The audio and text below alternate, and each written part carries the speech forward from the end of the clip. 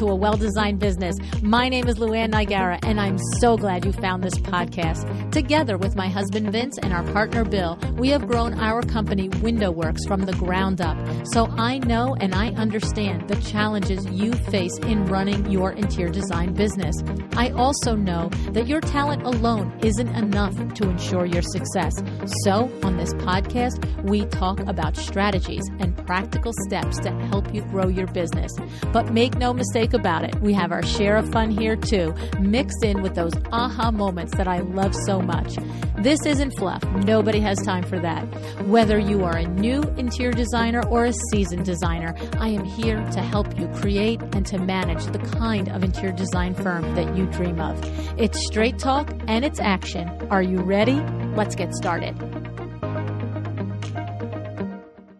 Hi, welcome to A Well-Designed Business. We talk on the show a lot about scaling your business, right? Plenty of our guests have grown their businesses to generating multiple six figures as well as generating into the millions. And most of the time, that growth usually involves expanding the business, outsourcing, eventually bringing on additional employees as well as designers. We've also had many discussions centering around when to expand, when to hire and outsource, and when to grow.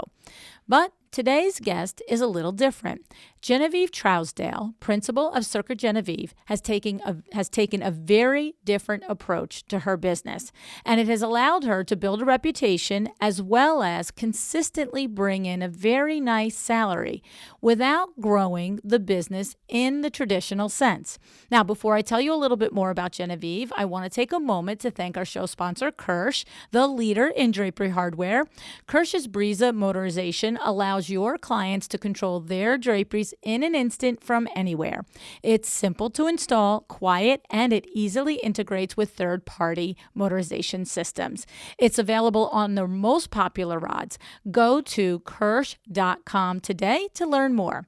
Now, Genevieve's finely honed design sense was originally fostered by assignments designing world-class projects from American ski chalets, a Parisian flat, to a luxurious Middle Eastern palace. Working alongside top AD100 industry icons, Genevieve has truly become an accomplished designer. And today, she is sharing with us some insight into how she operates her well-designed business without expanding her firm, staying true to what makes her happy as a designer and a business owner.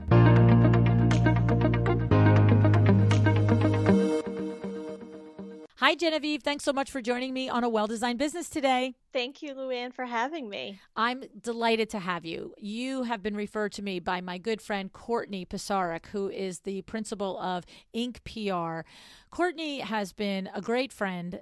She started as a great friend to the podcast by finding the podcast, if I recall, the first 5 or 6 months I was on the air, and introducing me to the designers that she was working with. Marlena goes back to the beginning, and Brig and Jane, there's been so many, I'll forget them if I try and start to name them all. But now Courtney has actually become a good friend of mine, and I appreciate and value our friendship. And so when Courtney says, you've got to meet Genevieve, I know I got to meet Genevieve, right? So, and the thing is, Genevieve, we've been chatting a little bit, and what I've learned is that you have a very interesting makeup to your business model. And I don't know that we've had a conversation like this on the show. So I'm excited to share it with our colleagues. And I'm going to set the groundwork so that they understand and are on the same page as us as we start to pick it apart, your business and how you do it. The first thing is that you are a solopreneur. So you do not have staff. You do have a lot of contract to help, and we're going to get into that, but you run the business alone.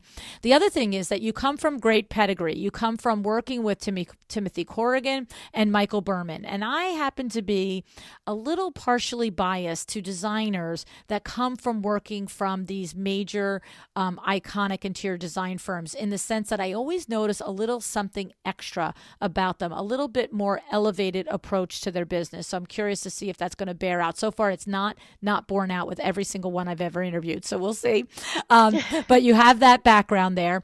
And then your firm now is you. What you said to me is that your projects are generally $500,000 to $3 million each project, and that you generally only take 2 to 4 projects per year by choice, and that your fees are a combination of design fees, which are hourly, and procurement fees, which are also hourly. And I'm just going to add it, put the cat right out of the bag, that you shared with me that your personal net earnings from your company are in the multiple six figures. And so here's the thing. This is amazing to me because so often it's very common for us, Genevieve, on the show to meet a design firm principal that has the luxury, and when I mean luxury, has created the opportunity and created the body of experience for themselves, that their client base is that $500,000, $1 million, $1.5 million projects. Like they don't, if they desire to be in that space, they no longer really have to be doing the $40,000, $50,000, $20,000 projects, the one-off rooms, right? But so often when a designer reaches that space, they've also usually, in all the interviews I've done, also tend to have built up the firm too. It's unusual to have that you've reached that level design client, but you've maintained the solo firm and you're making money. You see, the fact that you're making money is also really intriguing to me. So maybe first start with, give me one or two things, if you can, that informed when you started your own firm from having that experience in working for those iconic interior design firms. What any nuggets that you say, on a regular basis, I think back, like, I learned this there, I got this from that, or Michael taught me that, or Timothy taught me that. Absolutely, LuAnn. I've just had such a great experience, a privilege to have worked under these great influences. And yes, I think about every day the experience I had there. And, Michael really taught me the vernacular of design, the language, how to speak it. Really, going beyond the surface value of something to look under the table and learn about how it's constructed. And when I was at Timothy Corrigan, I really dug into the business procedures. While I had 6 years of experience with Michael, I took on a larger senior role at Timothy's, and I was asked to travel the world and design and install these projects, and I needed way more than an understanding of how furniture is made. I needed systems and procedures, and I began to develop a playbook and a formula of how to make sure I didn't miss a beat. And that really helped me feel more confident about what I'm bringing to the table, and being able to project jobs, and really, put my mind towards thinking about how I could shape my own business in the future. I love that. So it's interesting is because both were, it seems to me, appropriate for the level, right? So at your beginning of your career, it's very important then to understand. It sounds like what I heard is he taught you to understand, spot, and value quality, right? Yes. That's Yes. what I heard in there, right? So it's like, this is what's well made, and this is why it's well made, and this is how you figure out if it's well made. And if you aspire to work in the luxury field, right, you need to know that difference, because us as consumers, we don't necessarily know it. We just see that velvet sofa looks beautiful, but you learn from him how to determine if it really was quality or not. Yes. Awesome. And that's what you need at that beginning part of your career. As I said, it's like, I'm just coming from wherever it is, whatever your path, whether you came from school, whatever it is, but that's that. And then, 6 years later, it's the next level. Okay, so we have all of that design chops down and really honed an eye and the all of those things. Now it's time to understand how to actually manage a project efficiently. Yes, it's like getting your master's. Yeah, I love it. And field experience. I love it. I love it. And what's funny is when you mentioned how you were doing projects traveling all over the world, I mean, stakes are a lot higher when you are coordinating deliverables, across, when not down the block from your studio. You can't just run back and say, go get the stapler. Yes. This is falling apart, right? Yes, yes. There is, of course, the time difference, there's language barriers, there are cultural differences that you have to understand, before doing anything. And yeah, there's just this extra layer of careful consideration. It's funny. I was imagining a lot of things that would be challenging about putting a project together overseas. And I hadn't considered any one of the three that you just mentioned: the time difference, the language barriers, and the cultural Yeah. differences. Whoa. Yes. Like that's, Yeah. we right now, Window Works is doing a project in North Carolina for the Gathered group. And Lindsay Cheek and Morgan, great team. Margaret down there, great team. And Billy, right now, as we're interviewing, my partner Billy and our lead installer Carlos are in North Carolina for the week. And what Carlos, Kim, and Billy had done all like for 3 days last week, checking and double checking. Do we have all of the product? Do we have drills? Do we have batteries? Do we have ladders? Like all of the things. And even that, we're in North Carolina. Like if we need something, we can buy it. It's not like being in France and you don't know where anything is, right? Right. Interesting, Yes. interesting. Okay, so I love that. I love that little thing. Now, coming to your own firm, did you always know, Genevieve, that you did not want to grow a firm with multiple employees, or did it happen just by, hey, you know what, I'm doing these great projects, my life is good, I'm not running around like a hamster in a wheel, I'm making a nice living for myself, and life is good? Or was it, tell me a little bit about that.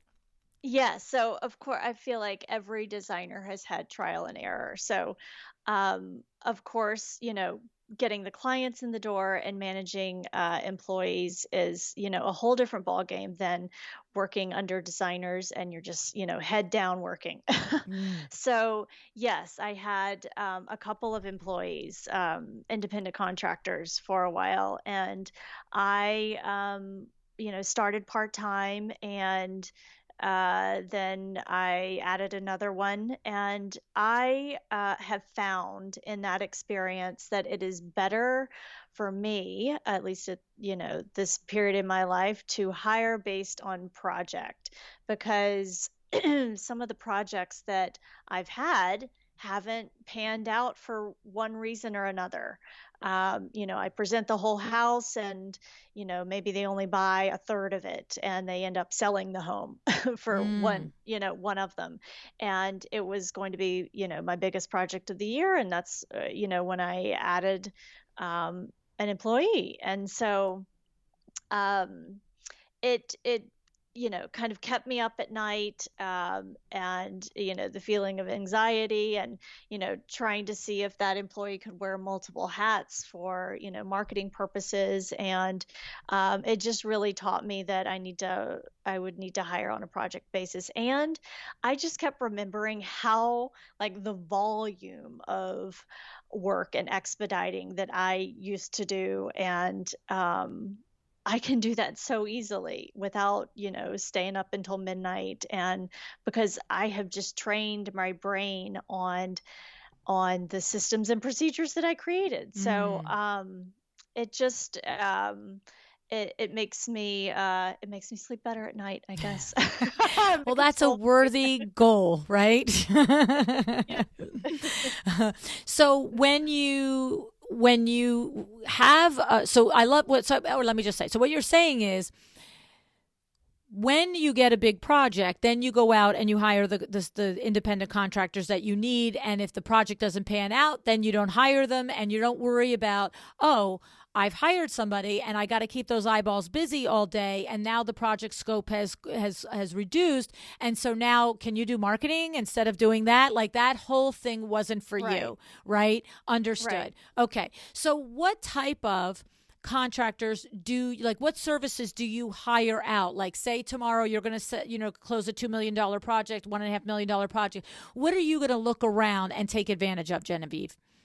So I have always outsourced my computer drawings, 3D renderings. And although I work very closely with them, that's just not what I'm best at. And so I learned it in school, but I choose to focus my efforts somewhere else.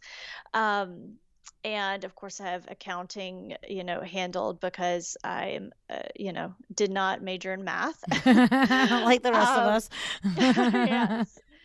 And I have a business coach that I work with that helps me, with mindset and strategy and making sure, I stay on the right track with accepting the right clients. And Hmm.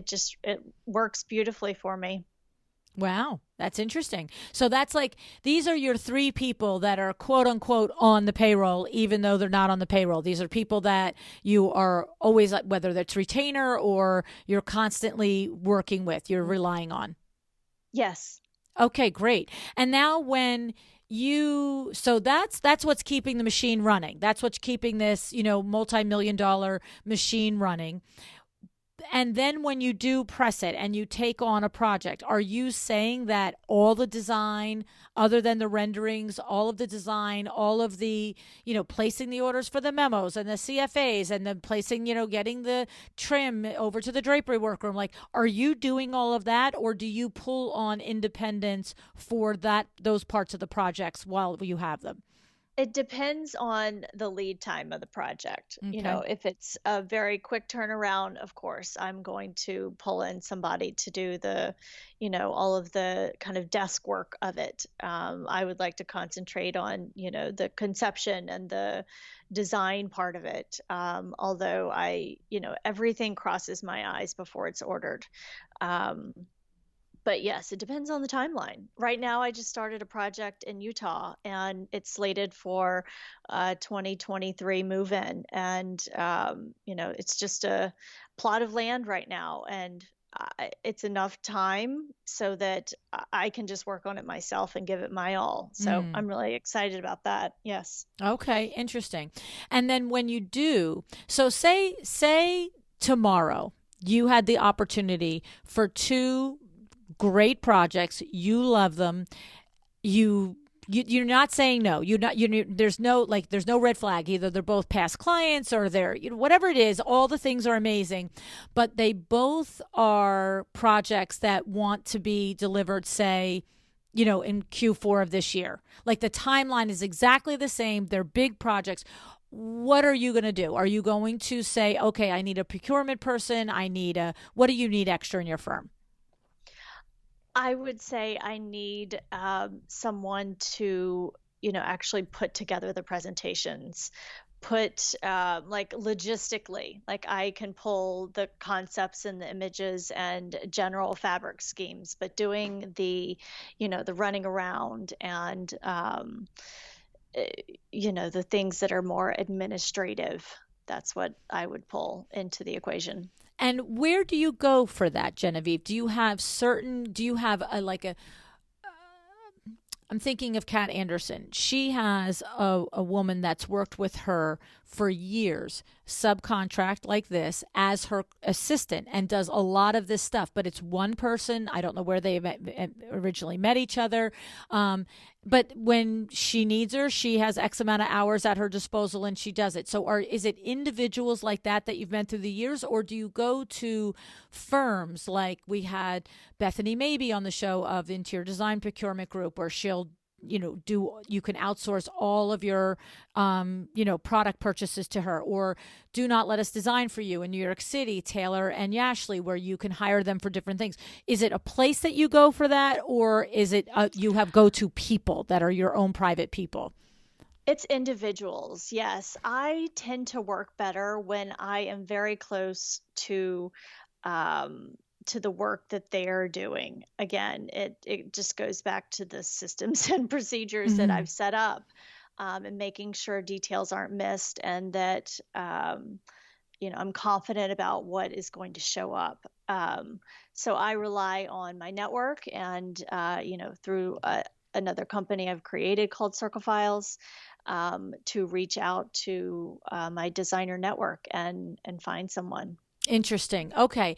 And so I was going to say to you, where, everybody listening is like, where do I hook up with people like that? So, and we're going to talk about Circophiles because I definitely want to get into that. So, Circophiles is a resource for meeting people. But beyond that, for somebody listening, is it, you meet another designer at an event and somebody is just saying, I'd like to do this for designers on the side, or what is the skill set you look for when you're doing something like that? Criteria? How are you vetting them? I really look for, yes, having gone to design school is important, but I've learned over the years that I need someone who's good at logistics, who won't let a ball drop, who is accountable for their deadlines. You know, the the pretty part of it I can take care of. I like to take care of that. Mm. So I'm looking for someone with street smarts, with who's with it, who can, um, who knows the streets. So one of the things that I'm curious at, I know from your pedigree of where you train, like you said, Timothy and Michael, and of course, looking at your website and looking at Circophile's website, I know who your actual colleagues are, not just people that I wish I knew them. And my question is, you must get together with these colleagues at that level that are all doing these luxury $1 million, $2 million projects like yourself. And do they ever look at you and say, what are you doing, Genevieve? Why don't you hire 4 people? You could take on 4 more projects a year. Like, do you have these people saying things like this to you? Yes, absolutely. Right. Why the pressures of, why aren't you scaling your company and, searching for the next best thing? Well, I am, but I'm doing it in my own way. And, I've seen, I've dealt with it a lot recently, launching this other company, but managing a lot of people and personalities. And for me, it just, it takes a lot of energy um, out of me, but it also, gives me energy in a different way.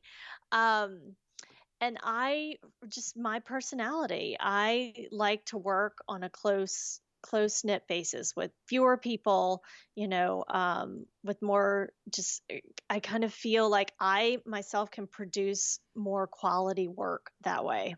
Interesting. See, and the thing about this is that I love that you stick to what works for you because do you find, I mean, you're fairly seasoned now, right? And do you find that was there times when you would your colleagues and friends would say, like you said, why aren't you scaling? You can do it. It'd be so easy. You have all the chops and blah blah blah. You have the processes, you have the systems in place to do it.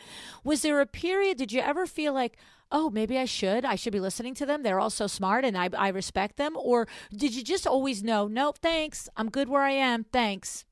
No, of course, I had those pressures and oh my gosh, I could be doing so much more. And so that's when I hired my business coach. And Okay. she reminded me that, Genevieve, you do well when you have good energy and then when you can focus and have a clear train of thought and not when you have, 7 phone calls a day about it's just yes, of course I had that, but I have learned that this is the best way for me to work. And that is kind of plays into why I created Circle Files.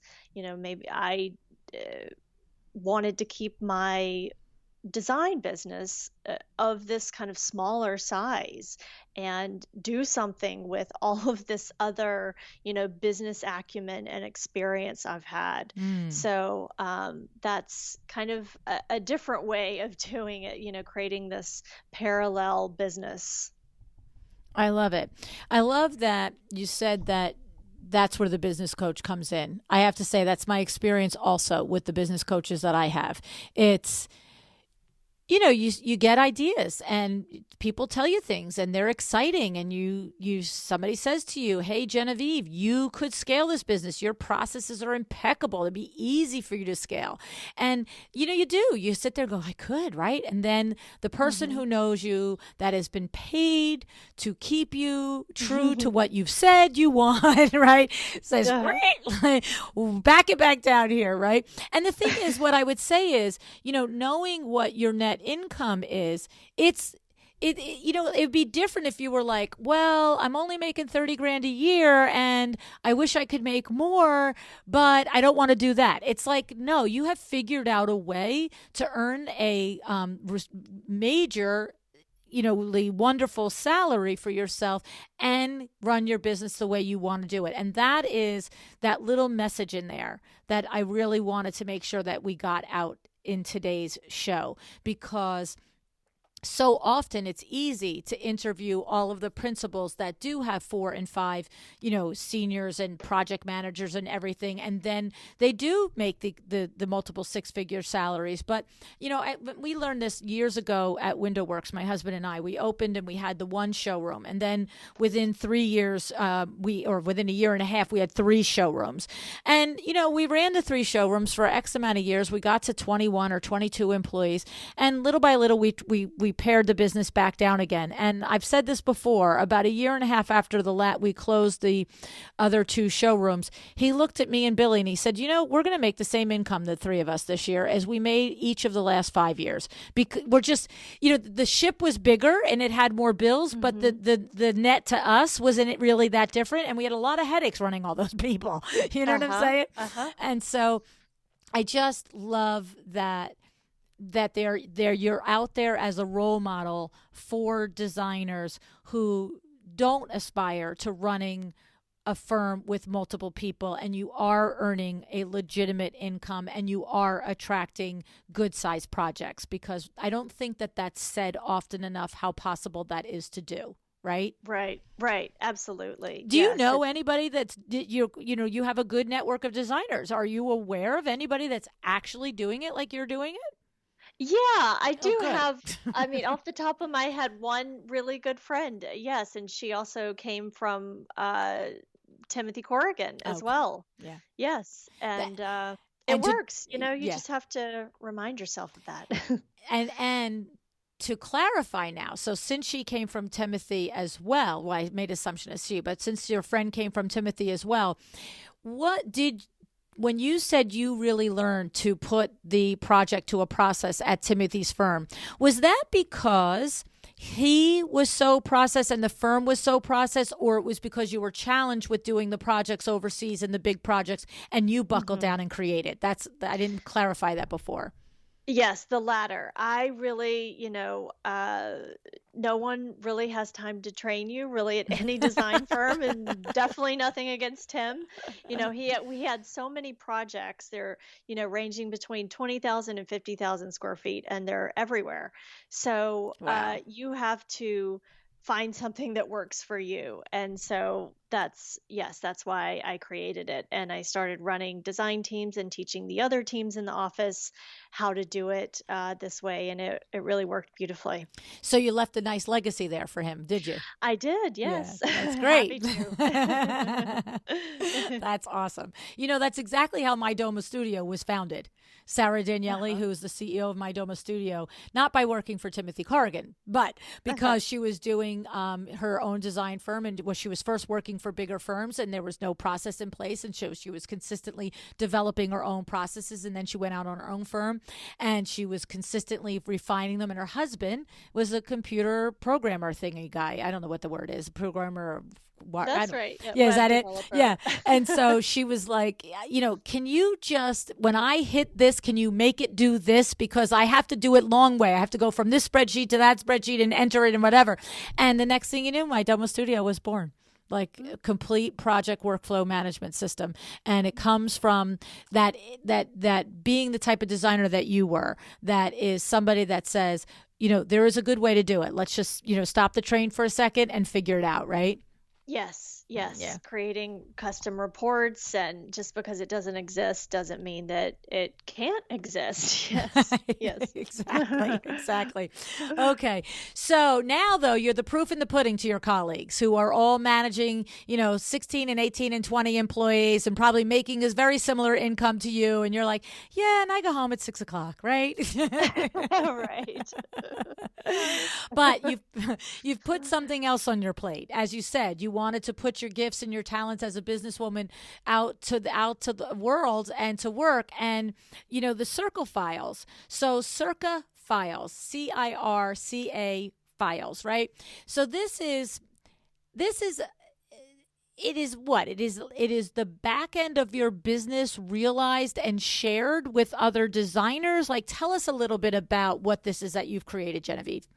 Yes, Circle Files really, just came out of my 15 years of, being challenged with either not having a support group or spending so many hours vetting trades in these remote locations and Boulder or Colorado or the Middle East or wherever.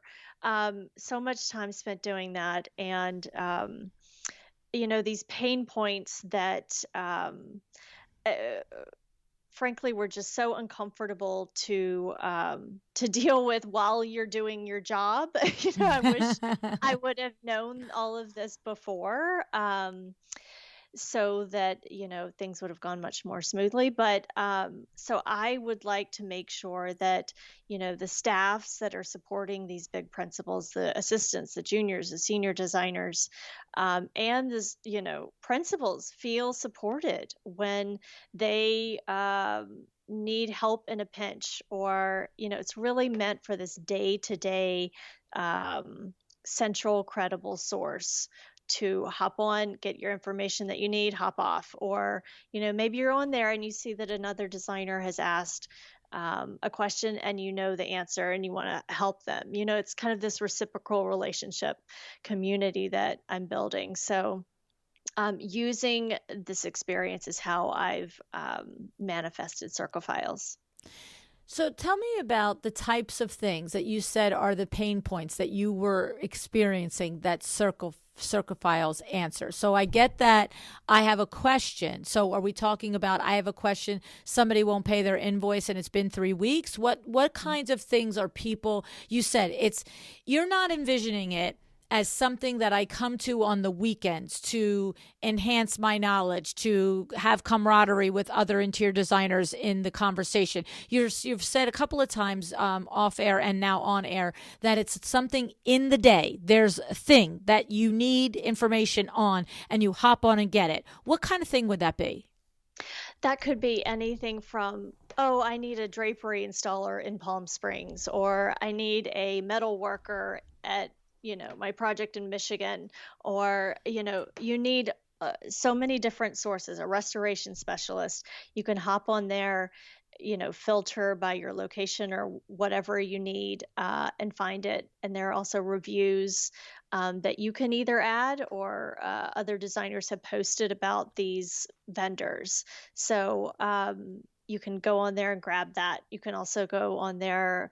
I had someone asking about a receiver in, Central California. It's a designer in Nebraska. And, she was able to get the answer quickly in the chat room.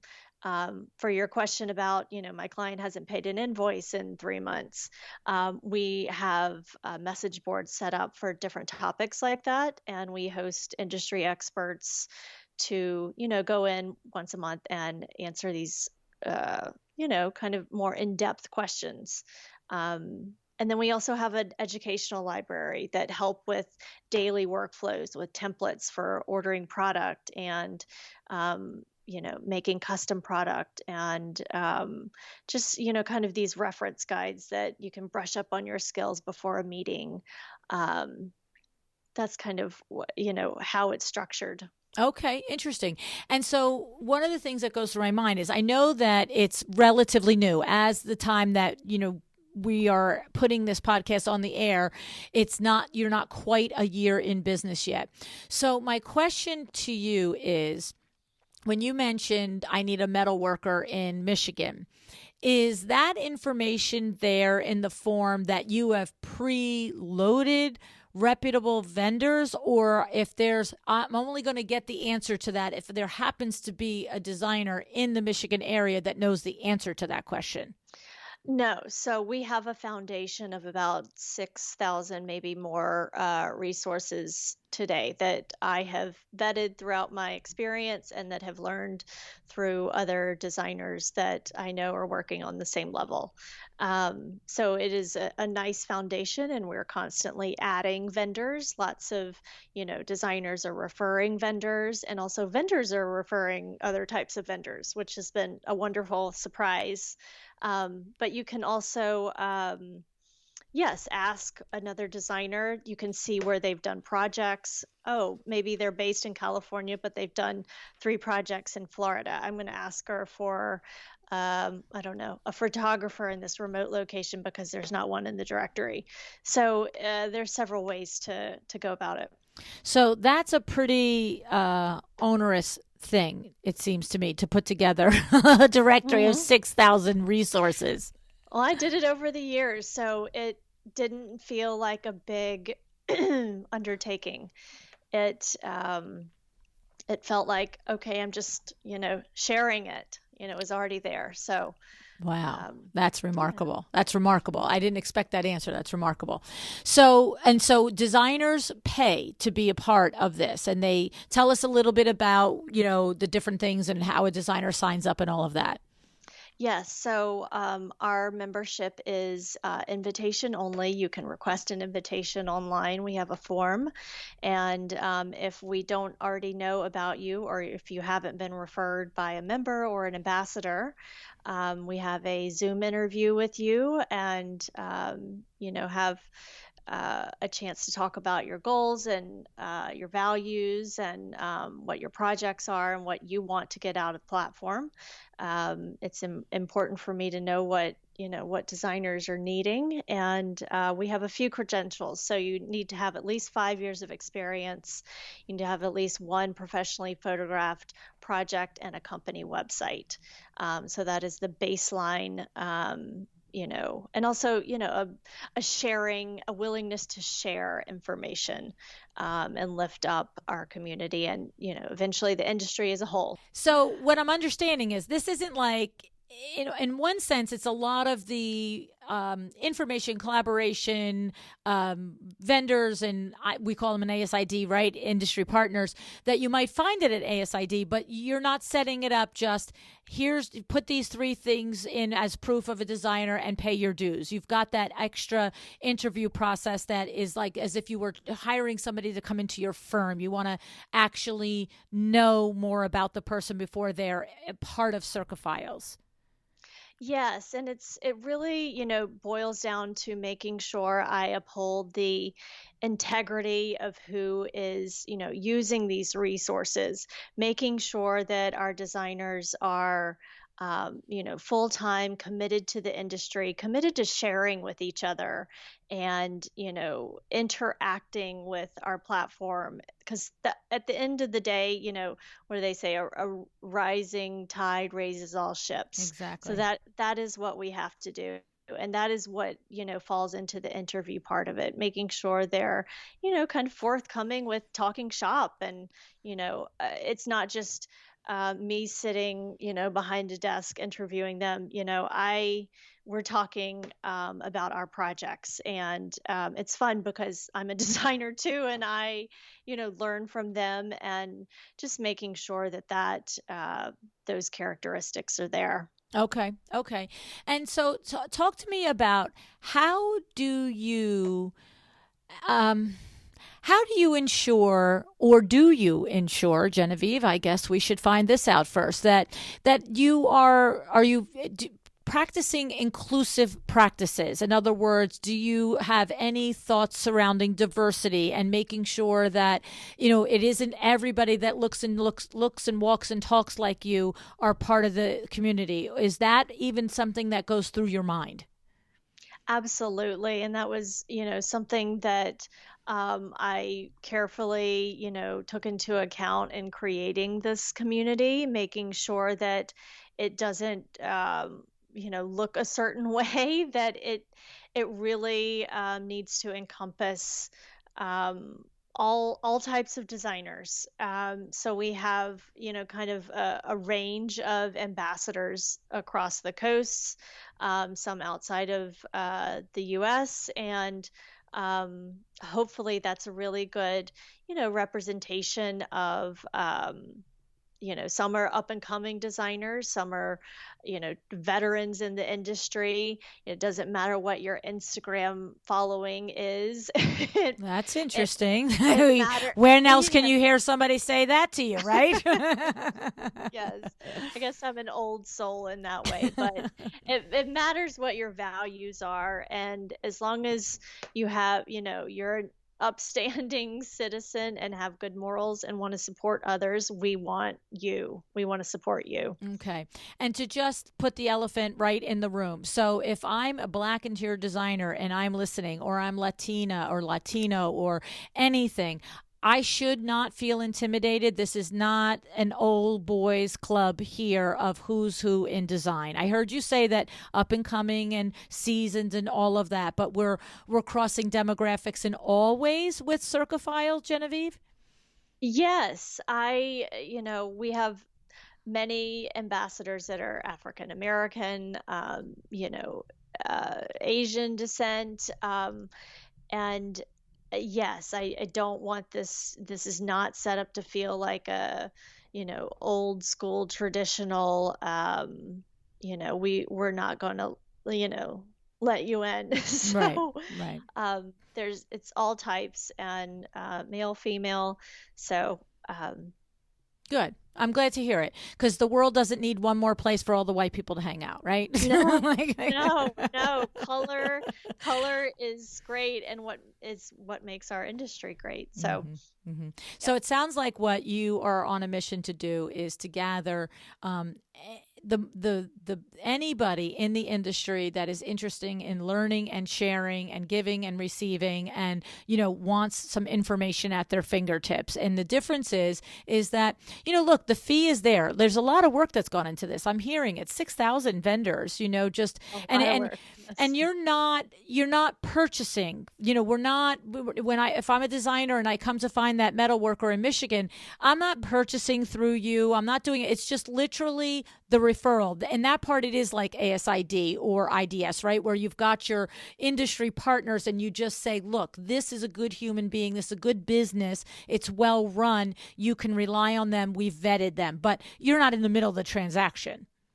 Right. And, another thing, people think I'm crazy that it is free for vendors to join. And I wanted to make sure of that because it really needs to serve the designer, and it should be based on their product quality, their customer Mm. service, their ability to meet deadlines. So they also receive an invitation, and some that, I don't hear, some that I have not heard of, I have an interview with them, and I get their designer references. So it's very much an integrity based community.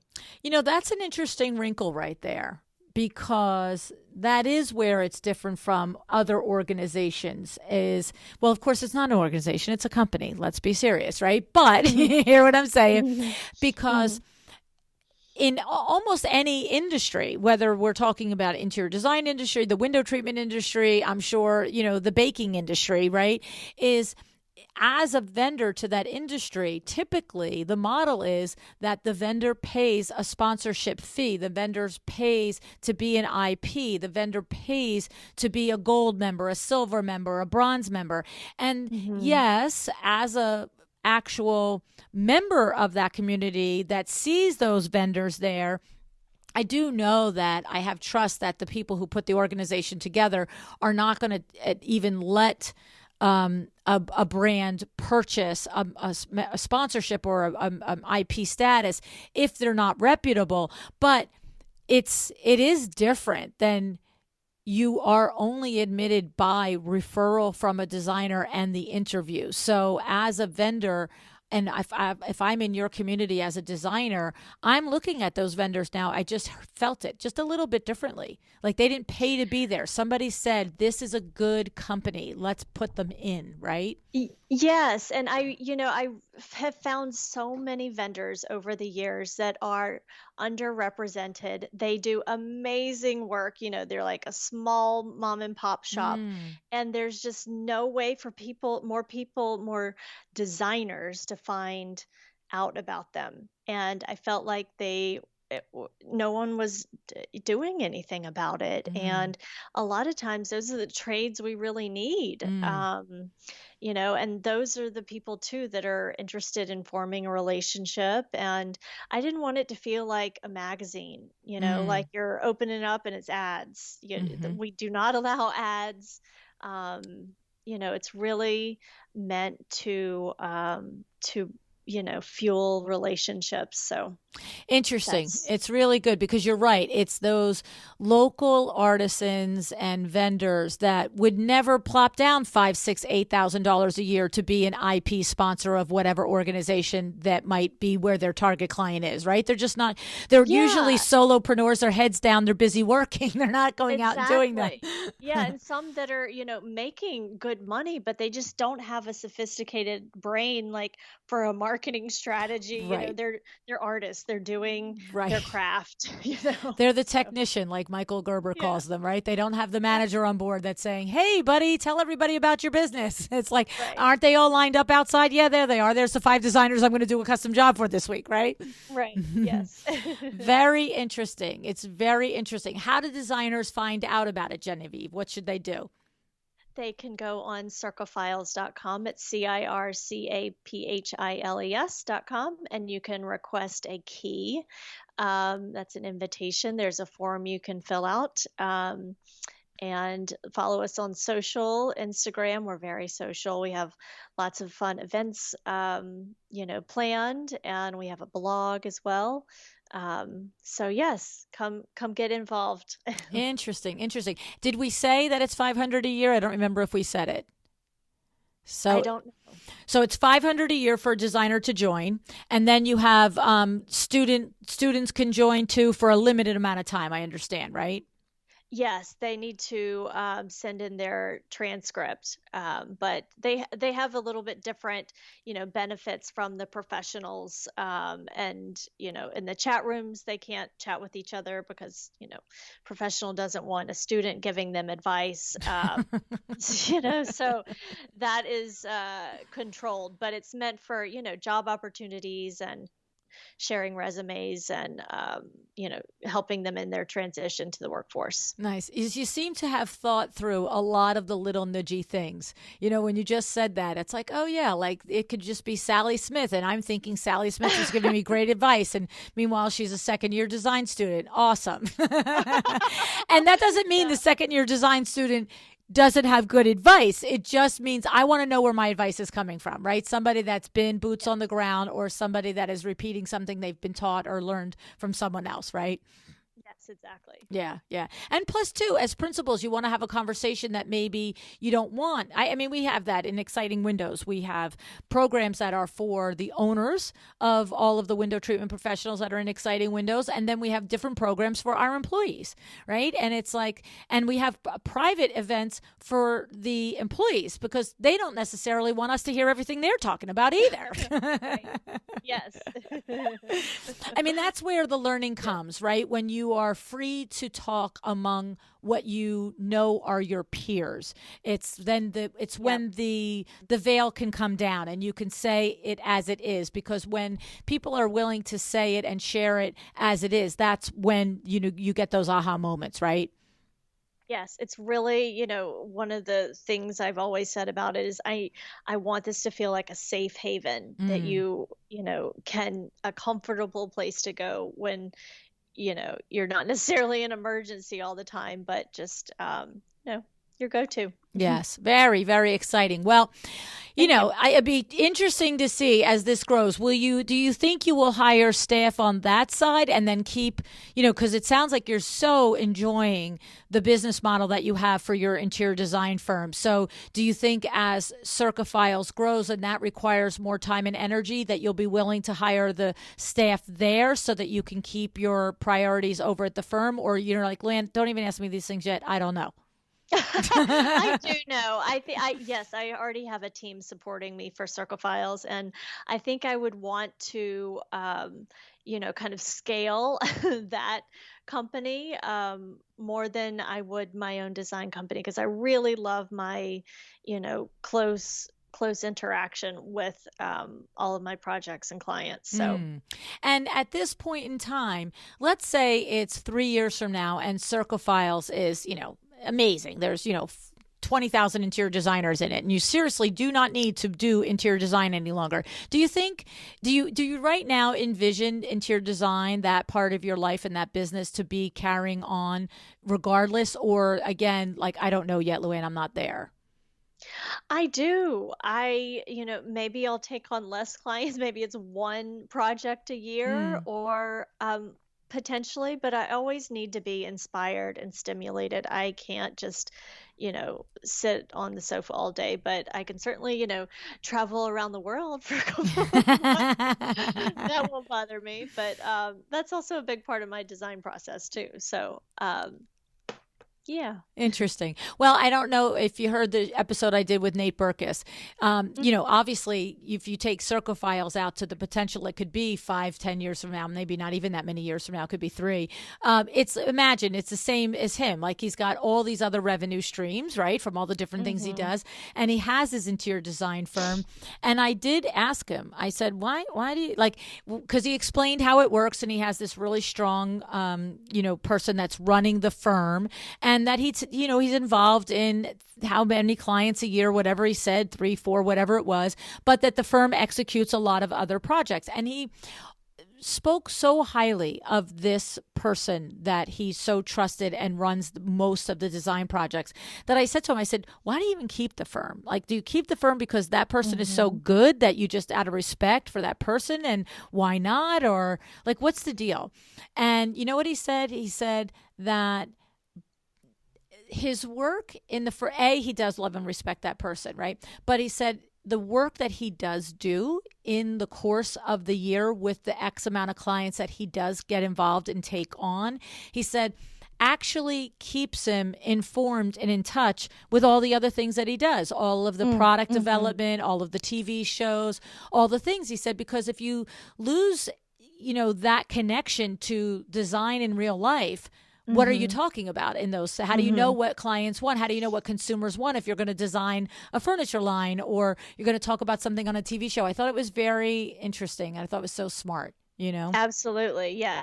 Yes, Yeah. one business feeds another for me. I'm vetting these vendors and I'm like, oh, I can use him to make this fireplace at my new project. Or, it's just, it's great edification. Yes, as yes. well. Love it. I love it. Well, so exciting. It's so refreshing to meet someone like yourself that is it seems to me, at every level hitting what your personal ideals are, the type of clients that you want to work with, the way you want to manage your firm, contributing to your own personal income in a way that is, you're not saying one day and I wish this and I will soon that. It's like you really have got it all worked out, and I congratulate you on it. You must be a heck of a business lady.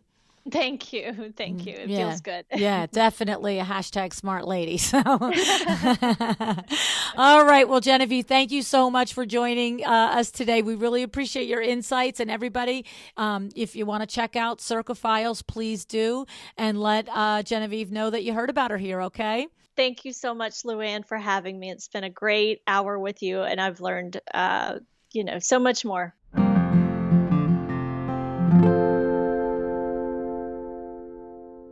I just love how Genevieve is committed to working in a way that feels right and true to herself and her values, right? We said it in the beginning of the show that we talk all the time about scaling, outsourcing, expanding, and these are important parts of operating a business. But in this conversation with Genevieve, she showed us that scaling doesn't always have to look the way we expect it to, that it is possible to become a high-end, experienced designer who works with luxury clients and brings in those million-dollar projects without expanding the firm. Now, it's not a path that most designers take. It's not the path that we usually talk about. And that is the exact reason why this conversation was so outstanding, right? Usually when we speak with designers who work with a certain level of client and generate a certain level of income from themselves, we are talking about how they grew their business, how they offloaded tasks to get to where they are. And so Genevieve is unusual in this aspect. And I think it serves as a valuable reminder to all of us, right? We can sit here and we can talk every week about what you need to do to get to a certain level in your business. But the most important thing, the guiding light in your business, has to be your own values, your vision, and your mission, right? Sometimes we need to push ourselves out of our comfort zones. That's true in any business. You don't reach your goals by staying stagnant. But if you can figure out how to create a path that reaches your goals and leaves you feeling great about your business, now you're onto something, right? And this is what Genevieve has done. She has tossed aside the idea that you have to do things a certain way, and she has figured out to do it her way. I am super impressed. And I don't want to gloss over the fact that Genevieve says that she does outsource certain things on a consistent basis, right? A business coach, an accountant, and someone to do the 3D renderings. The perfect trifecta, right? Because each of these consultants, these people that she works with, serve her mission and help her feel good about her business. The accountant, because so many of us, like Genevieve, math is not her area of expertise. The business coach, because she needs someone to keep her focused and on her vision and remind her to shut out all the distracting noise that could take her off her path. And the renderings, because although she can do those, she doesn't enjoy it, right? So these things keep her in her zone of genius and keep her focused and doing the things that she loves to do, all right? And I just love that, she actually hammered in on the systems and the processes, okay? How these establish and make or break your business, all right? If she didn't have well-defined systems, she would not be able to do the projects at this scale for the level of clientele and the demands that that level of clientele have within the small company that she has, right? I mean, how could you do it? She'd be running around like a chicken without a head, right? So, and then let's just add to it. We love that she takes the resources that she has built up and the things that she's learned in all these years in business, and she's used it to fuel her secondary business, Circa Files, okay? How about that? Let's talk about it for a minute. How many times a day do you run into the little snags? Where to find a vendor, how to tackle a certain project, what to do if you run into XYZ. And Circa Files is right there on the spot to help you solve the problem. All right, 6,000 existing resources and a community where you can ask for guidance. That's valuable. And it's like a built-in mentor that can answer your questions on the spot, right? If you are interested in joining Circa Files, you can request an invitation at circafiles.com. circafiles.com. And as Genevieve pointed out, this isn't an old boys club. This isn't an exclusive, exclusionary setup. She dedicates herself to inclusion. So if you're out there and you're listening and you're wondering if it's even worth your time trying to be invited in, it's worth it. Go request your invitation and get to those valuable resources, and so you can have them at your fingertips as well. Before we end today, I'd like to thank our show sponsor, My Doma Studio. The creation of My Doma Studio ties right into what we are talking about today. It was created for a need of having to put the resources that you use to manage your projects at your fingertips without having to run around and figure out and find different spreadsheets and forms and documents. My Doma Studio is the designer's toolbox, a workflow software that organizes your design projects from beginning to end, saving you time, money, and helping you keep everything in one place. Okay? So go to mydomastudio.com/a well-designed business. You can get 20% off for your first 3 months. All right? Now, what Genevieve has done today, I think, is pretty inspiring. How about just opening our eyeballs up to another way of looking at things, right? She has created a thriving business in a way that feels right to her, despite what the world told her and despite what other designers and colleagues said to her, right? So maybe you don't want exactly what Genevieve has, just like she didn't want exactly what her friends have. But whatever it is that you want, it's important to tap into that. Tap into who you are. Tap into what lights you up, what makes you feel good and powerful, and find a way to run your business on that. That's how you create a well-designed business, right? So I hope that you heard something in the story today that inspired you. I appreciate Genevieve for sharing her journey with us, and I appreciate you for sharing your time with us today too. Decide to be excellent. Thank you so much for joining me again today. This podcast is a production of WindowWorks, your resource for custom window treatments and awnings. To learn how we can help you on your next interior design project, go to www.windowworks-nj.com. And if you're interested in working with me on your business, either through masterminds or one-on-one coaching, or you want to know how to get my book, The Making of a Well-Designed Business, or you just want to know what's going on in the podcast land and where I'm going to be, all of that is found at LuAnnNigara.com. Thank you so much. Have an excellent day.